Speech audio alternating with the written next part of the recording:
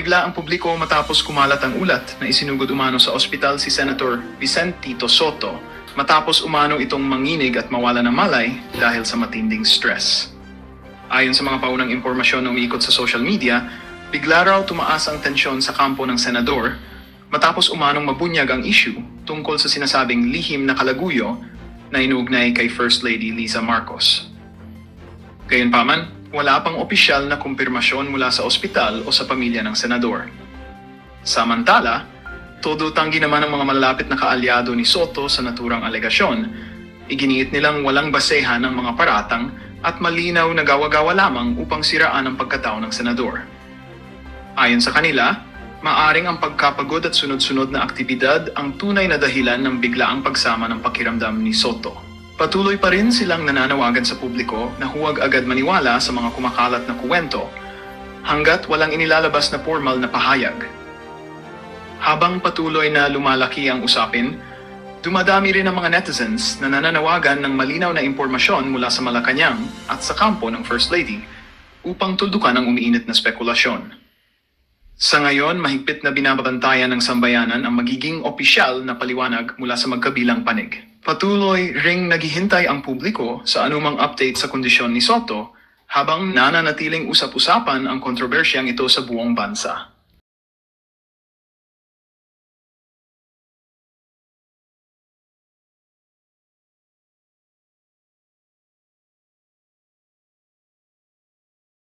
Salamat sa walang sawang pagsuporta. Para dalhin kay gano'n ba yan? Para utusan niya ako. Parang hindi na ganito yung yung legal at kung ano yung dapat natuntunin namin sa senador. Hindi mo pwedeng utusan ang kapwa mo senador. Di ba? Anong dahilan? At anong authority niya? Kailangan nakabase lahat sa tuntunin, sa katwiran, sa batas. Bakit? Ako bang may custody kay Gutesa? Hindi nga. Dinala lang sa Kaya tatanungin ko siya, bakit mo ginor sa akin ito? Iniinsulto mo ba ako? Naku po. Kung ayaw niyang makarinig ng ganun, kaya ko lang naman sinasabi, parang insulto naman sa akin yun. Ba't mo i-call sa akin? Sino ka ba? Yun. First of all, asan ang authority? Bakit mo sa akin i-call? Tsaka bakit pa CCTV ka? Sabi, dapat daw hindi ako onion skin. Hindi ako onion skin. Pero tinatanong ko, tama ba yung ginagawa mo? Naku po. Ba't kinakailangan kunin mo yung CCTV nang dumating si Gutesa sa aking opisina? Kinunampan niyo kung anong oras At kung sino yung sumundo. Alam ka naman pa susundo ko yung hindi ko kilalang tao o sunduin mo, mayroong isang taong nagngangalang ganito, nangako siya na pupunta rito, tingnan mo kung makakarating, kung hindi, wala tayong magagawa. Nagkataon naman dumating. So dumating daw at dinala sa aking opisina. Kanina pupunta yung tao, hindi ka akong kausap. Nini-expect ba niya na sa kanya pupunta? Naku po. So tatanong ko lang sa kanya, is there anything surreptitious or criminal? So ibig ba sabihin under surveillance ako sa'yo, sino ka ba? Yun. Ito yung punto Kaya alam mo, nandun sa pinag-uusapan natin, hindi ba tayo iisang layunin natin? Hindi ba tayo magkasangga rito? Ano bang pakay mo? Akala ko ba sinusuri natin, tinitingnan nating mabuti, alang-alang sa kapakinabangan ng ating bansa, na sa laula ng ating bansa. Ang aking pakay, matukoy natin kung sino ang malaking isda. Tama. Ba't tayo mo kung tulungan dito? Ba't imbes na tulungan mo kung ano pinaggagawa-gawa mo? Di ba? Kung gusto mo makarinig ng ganito sa letra, subukan mo. Hindi ako nag-umpisa nito, Silang nag-uumpisa nito. Kung ano-ano, nag-i-interview siya, pinalutang niya, i-course niya yung sabina sa aking opisina. Subukan mo. Yun ang sasabi ko sa'yo. Tapos na tayo. Alright, Reaction TV Base, nagbabalik reaction. Napakaganda po ng pag-uusapan natin ngayong mga ka-reaction, mantagin po ninyo. Saldico, pwede siyang maging state witness, yan po ang pag-uusapan natin ngayon. Sinabi po yan ni former Congressman Mike Defensor at ni Senador Rodante Marcoleta na itong si Saldico ang pinakamagandang maging state witness. Mantakin po ninyo yan. Magiging state witness si Saldico. Bakit? bakit parang nagpaparinig itong si Senator Marcoleta at itong si former Congressman Mike Defensor na kailangang ingatan si Saldico. Nako, para yata nag-iiba na po ang ihip ng hangin. Kailangang protektahan si Saldico. Bakit kaya? Bakit? Malalaman po natin sa video na ito na dapat protektahan at ingatan si Saldico dahil siya po ang pinakamagandang gawing state witness. Kaya kung ako kay Saldico, mag-ingat ka dahil hindi ang mga taong gustong makulong ka o gustong singilin ka sa mga pagnanakaw o pangkukurap, kung totoo man yan, ay sila ayaw kanilang mamatay. Alam mo ba ang delikado dito mga kareaksyon? Baka yung mga kasama ni Saldico, yun. Baka natatakot si Saldico umuwi dahil sa kanyang mga kaibigan, dahil sa kanyang mga kasama, at dahil sa mga taong pwede niyang idiin dito sa nangyaring nakawan o nangyayaring nakawan dito sa Pilipinas. Umpisan na po natin mga kareaksyon. Wag na po nating patagalin.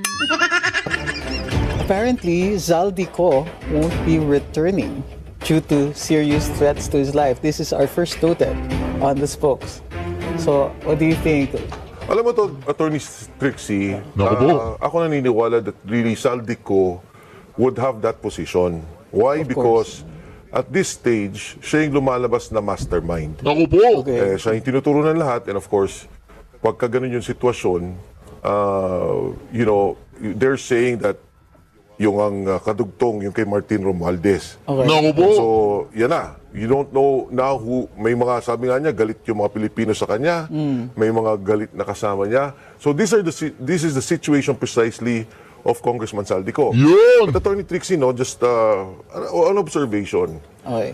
Pagka si Saldico, for example, nagtapat at sinabi niya na hindi ako ang mastermind, Yan. meron pa akong boss, at meron pa akong mga kasama, hindi ako yung pinaka-beneficiary nitong mga nangyayari dito, then he becomes part of the the witness protection program as a state witness. He can. Yun ang kinatatakutan po ng mga kasamahan kung merong mang katarantaduan ng mga close friend ni Saldico at sila ay si Saldico ay naging instrumento upang magkamal ng malalaking salapi, bilyon-bilyong salapi ang mga pinakautak ng nakawan. Alam po ninyo mga kareaksyon, ayaw ko na magmura. Bakit ayaw ko na magmura? Kasi sinabi ng nanay ko, huwag na ako magmumura. Dahil hindi naman daw ako talagang nagmumura. Pwede bang last na to? Last na to, magmumura ko, last na. Mga putang ina nyong, mga magnanakaw kayong, mga animal kayong, ngayon maraming namatay at nahirapan niya sa Cebu. Mga putang ina kayong lahat. Pinaka-last na po yun, Naya. Last na yun, ayaw ko na magmura. Okay na, last ng mura yun, mga animal kayo.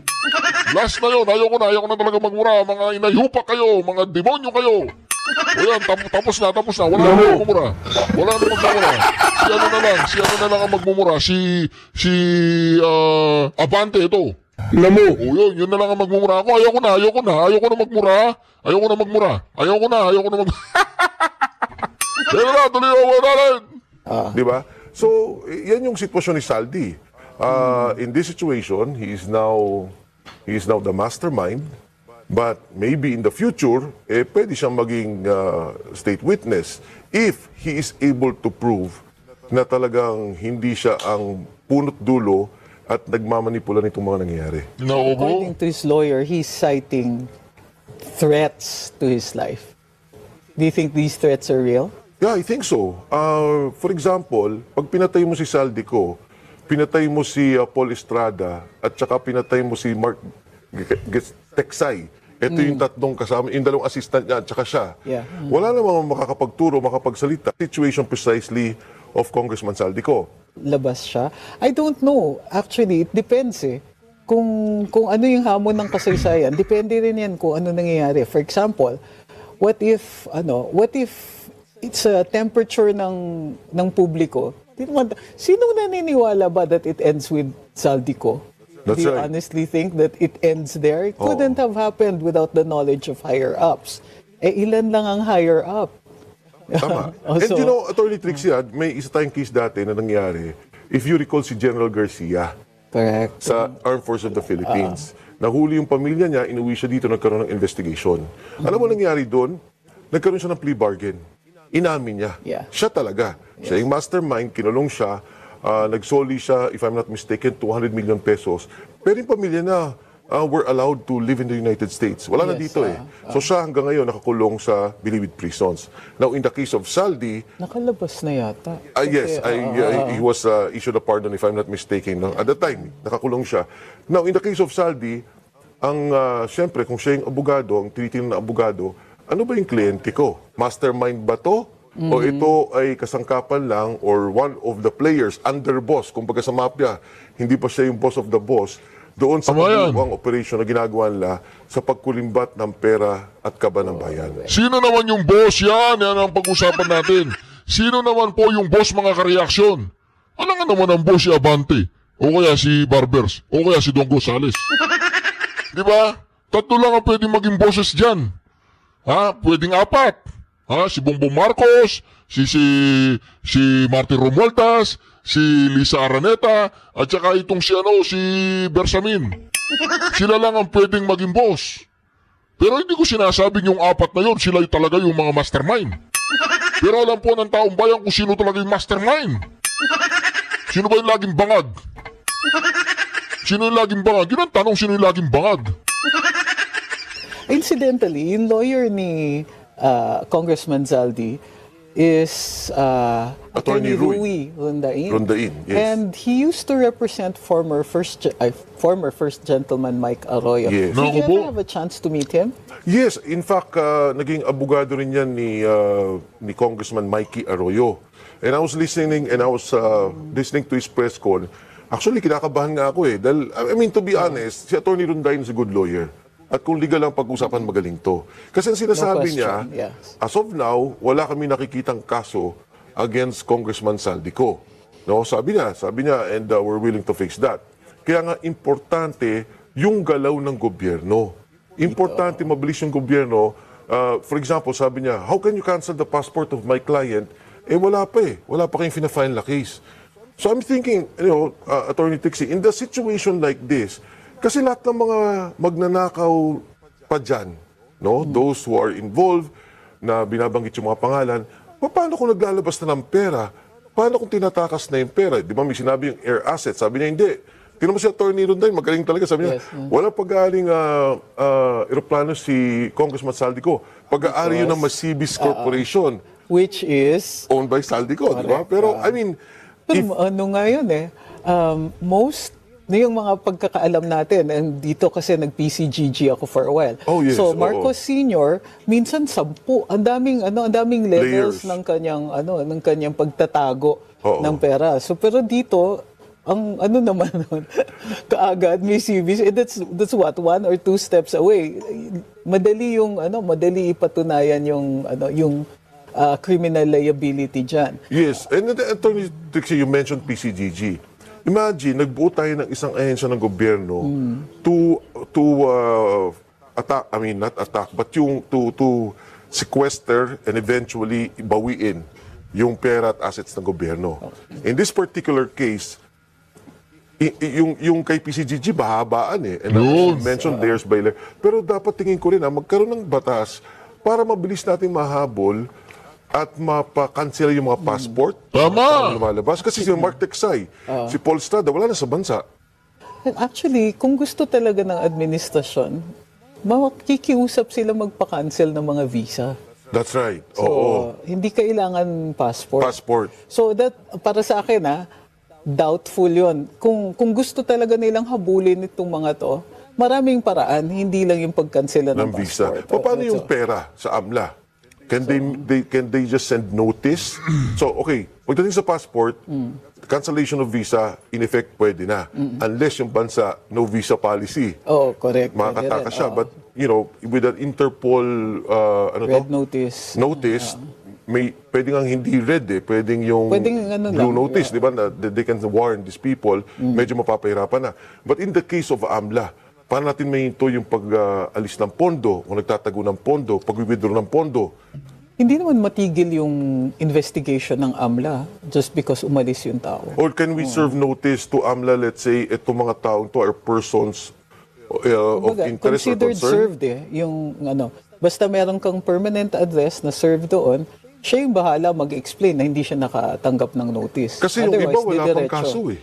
Ayun yung problema. Bakit Oo. wala pang kaso yung Oo. mga yan? If you So, notice, again, yung lumabas sa ICI, marami doon, or more than half, hindi pa nakasuhan.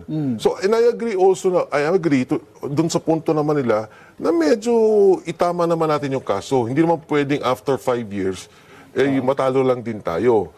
So, there are two concerns. Ma-filean ka agad, ma-hold ng pondo, ma-hold ng travel nila, but at the same time, kailangan number 2 is that we have a strong case that we will file against them. Kaya ang feeling ko nga, dapat sana may special law just so ma-address itong particular issue na to. yeah, but if we make one, hindi siya retroactive. So, and which reminds us, on our next topic, the ICI is calling on the Ombudsman to investigate former DPWH Secretary Manuel Bonoan Yes. and Yusek Roberto Bernardo and Yusek Maria Catalina Cabral. That's correct. Actually, Attorney Trixie, doon nga ako nagtaka nung una, bakit hindi kasama si Secretary Bani Bonoan, isa nga yung Secretary ng DPWH. Correct. Tapos they allowed him. In fact, di ba sa Senate, nag-blue ribbon na. Yes. Tapos nag-resign siya. Yes. Tapos hindi na siya natawag uli. Yes. Tama. So, yun, Tinanong ko si Senator Mercoleta dyan. Sabi ko, that time he was chairman eh. Yes. Sabi ko, Kadante, Senator, bakit mo pinatayo na si Secretary Bonoan? At that time sabi niya, hindi, don't worry. Kasi at that time naman, wala pang mention of his name. But sabi niya, eventually we will call him sa committee. So that was before the Diskaya exposure. Correct. So paglabas ng Diskaya exposure, hindi na siya yung chairman ng Blue Ribbon Committee. But definitely, Secretary, alam mo, I've worked with him, no? Secretary Manny Bonoan. Si Secretary, Undersecretary Cabral, I've worked with her when she was still the policy. Kaya nga iniisip ko noon, siguro hindi may involved sa corruption dahil policy eh. But eventually pala, yung pagprograma ng mga proyekto, Yan, galing nandun sa na din sa DPWH, policy. yes. Pero dapat talaga, and again, sorry to say, wala naman po ako nothing personal against them. Kasi Yusek Bernardo lumabas na eh. Pero dapat sana talaga, ma-hold kagad yung kanilang pag-alis at ma-hold yung pondo. Kasi yun naman ang ano ng tao na, ang tagal na, 2 months? Alam naman nilang there will be eventually yung mga pangalan nila, paano yung pera? Bago pa nga nun, nag-announce pa na magka-create ng ICI. Di ba create nyo na kaagad? Yes. Di ba? So, yun nga, it gives rise to the suspicion na bakit yung pinapatagal ito? Oo. Kasi umpisa pa lang, alam na nila. In fact, dun pa lang na na-fact check si Presidente sa 5,500 flood control projects. Tapos inulan, binaha. Hindi ba dapat dun pa lang nag-imbestiga na? Tama. So, Tama. I agree. And siguro, hindi lang tong sa DPWH. Ako naniniwala sa maraming departamento. Nako. May nangyari. Yung sinasabi natin. Lumalabas na kwento ng maraming tao, yung ginagawang systematic corruption. Systematic. Diba? Yung sa DPWH is one. Kasi normal yan, no?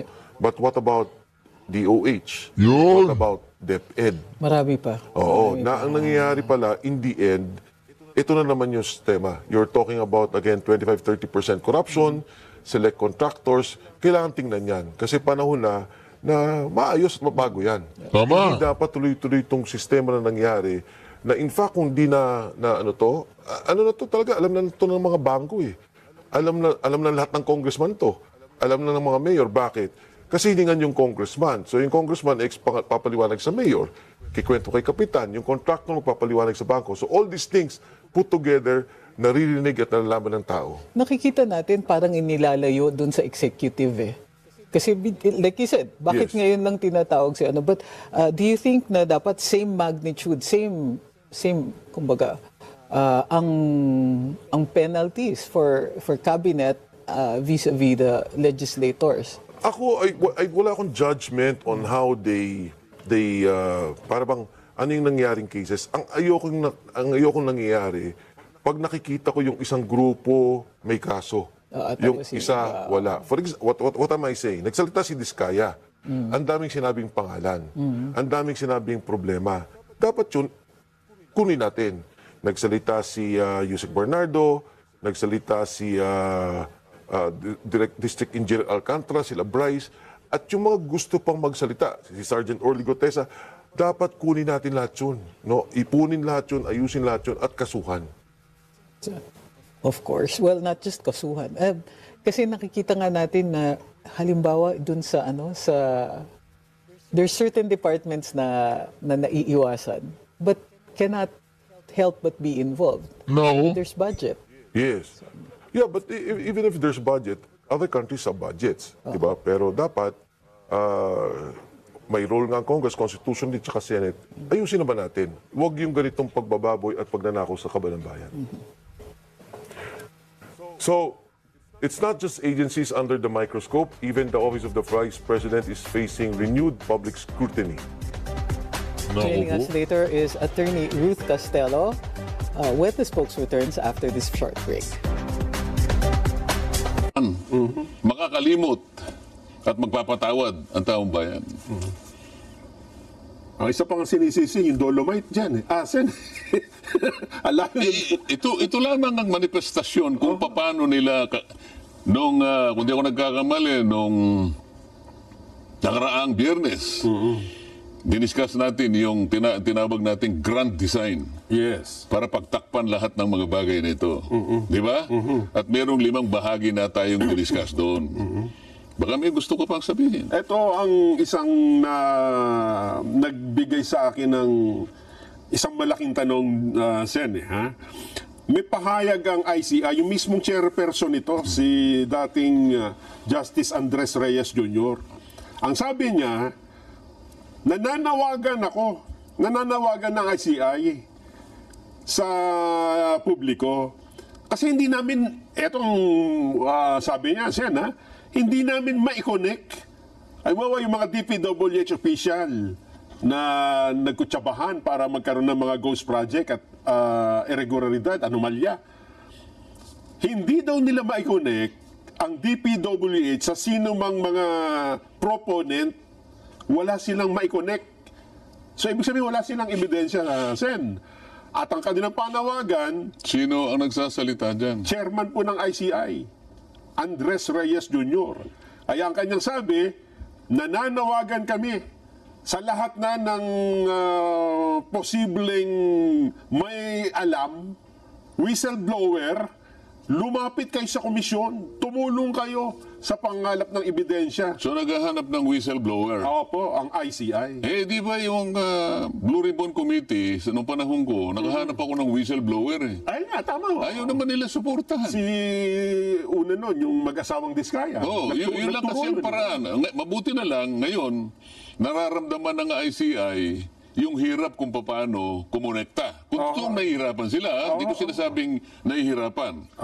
Kung totoong nahihirapan sila na i-connect yung isang opisina sa isang proponent. Sa Senate Blue Ribbon Committee, mukhang magre-resume niya yata sa November 14, pero ang napapansin ng marami, Sen, ay mukhang iba na yata ang gustong investigahan ng Senate Blue Ribbon eh. Naku po. Parang kayo na Ba't mismo. mo naman nasabi yun? Parang may CCTV, tapos kayo yung tinitingnan sa CCTV, parang araw-araw yata kayong iniimbestigahan. Baka narinig mo yung interview ni Senator Ping na nagpakuraw siya ng... Kasi nahanap niya nga si Gutesa kung nasa... So nagtanong-tanong yata. Ngayon, hindi malaman kung nasaan. Sen, ito ay November, ano na ba ngayon? 7. Meron pang dadaan na mga... Naku, winarningan po ni Senator Marcoleta. Si Pinky Lacson. Subukan mo, Pinky. O tama nga naman, bakit mo ibibigay yung subpina kay Senator Marcoleta? Anong kinalaman niya kung nasa si Gutesa? Ito si Pinky, wala rin sa ayos ang kanyang ginagawa eh. Palibasa, hindi siya lawyer. At yung nangyari sa Kuratong Baliling, hindi natin alam kung totoo o hindi. Na alam niyo na, ngayon, parang gusto niyang ikuratong itong si Marcoleta eh. Subukan mo, Pinky, subukan mo. Narinig mo yun, Pinky? Subukan mo. Ayoko na magmura. Subukan mo, Pinky. Ano ka, baka akala nila, ito, live ito ah. Kaya nga po eh. Ano ba tayo ngayon, 7? 7 po ngayon. Oo. titingnan ko lang yung kalendaryo ha. Kasi may napansin lang ako sa kalendaryo eh. Kalendaryo. November 7 po ngayon, Friday.